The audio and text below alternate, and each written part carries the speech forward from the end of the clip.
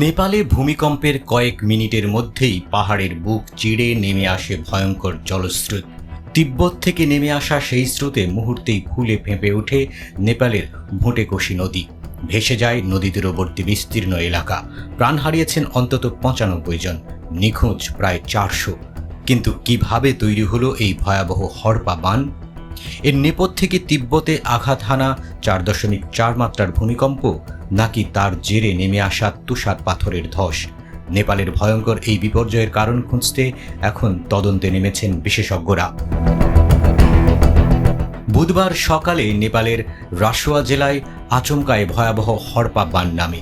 তিব্বত থেকে বিপুল জলরাশি ভোটেকোশি নদীতে নেমে আসার পর তা ত্রিশুলি নদীতে গিয়ে মেশে। এর ফলে নদীর তীরবর্তী এলাকায় ব্যাপক বন্যা দেখা দেয় এবং বহু বসতি বানের পানিতে ভেসে যায়। সামাজিক যোগাযোগ মাধ্যমে ছড়িয়ে পড়া কিছু ভিডিওতে নেপালের এই হড়পা বানের ভয়াবহতা দেখা গেছে। এরই বিপর্যয়ের পর নেপালের রাসোয়া, নোয়াকোট, ধারিং এবং চিতওয়ান সহ নদীর নিম্ন অববাহিকার একাধিক জেলায় উচ্চ সতর্কতা জারি করা হয়েছে। দুর্গত এলাকায় উদ্ধার ও ত্রাণ তৎপরতা শুরু করেছে নেপাল সেনাবাহিনী, সশস্ত্র পুলিশ বাহিনী এবং নেপাল পুলিশ। এদিকে রাজধানী কাঠমান্ডুর সঙ্গে যোগাযোগের গুরুত্বপূর্ণ প্রধান সড়কও বন্ধ হয়ে গেছে বলে জানা গেছে। এখন প্রশ্ন উঠছে, ভূমিকম্পের কারণেই কি তুষারধস হয়েছে? প্রাথমিক তথ্য অনুযায়ী বিপর্যয়ের কয়েক মিনিট আগে তিব্বতীয় ভূখণ্ডে ৪.৪ মাত্রার একটি ভূমিকম্প হয়েছিল। মার্কিন ভূতাত্ত্বিক জরিপ সংস্থা ইউএসজিএস জানিয়েছে, স্থানীয় সময় সকাল ৮টা ৩৭ ভূমিকম্পটি আঘাত হানে। এর কেন্দ্র ছিল গোসাইকুণ্ড থেকে প্রায় ৪৭ কিলোমিটার উত্তরে। বিশেষজ্ঞদের মতে, ভূমিকম্পের কম্পনে পাহাড়ের ঢালে তুষার ও পাথরের বিশাল ধস নামে। সেই ধসে নদীর স্বাভাবিক গতিপথ সাময়িকভাবে বন্ধ হয়ে যায়। ফলে পেছনে বিপুল পরিমাণ জল জমতে থাকে। পরে সেই প্রাকৃতিক বাঁধ ভেঙে গেলে একসঙ্গে প্রচণ্ড গতিতে জল নেমে এসে ভোটেকোশিতে হড়পা বান তৈরি করে। তবে নেপালের জাতীয় দুর্যোগ ঝুঁকি হ্রাস ও ব্যবস্থাপনা কর্তৃপক্ষের প্রাথমিক তথ্যে তুষার পাথরের ধসের কথাই বেশি গুরুত্ব পাচ্ছে।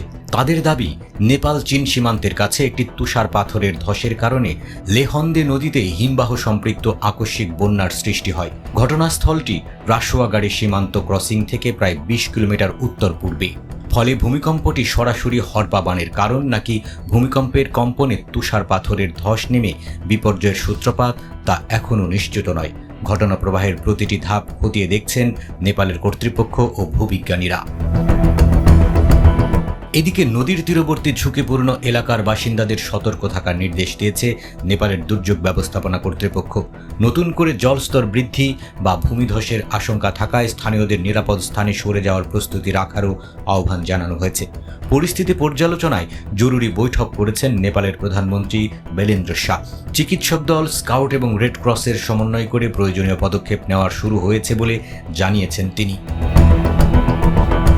নেপালের এই বিপর্যয়ের প্রকৃত কারণ জানতে তদন্ত চলছে।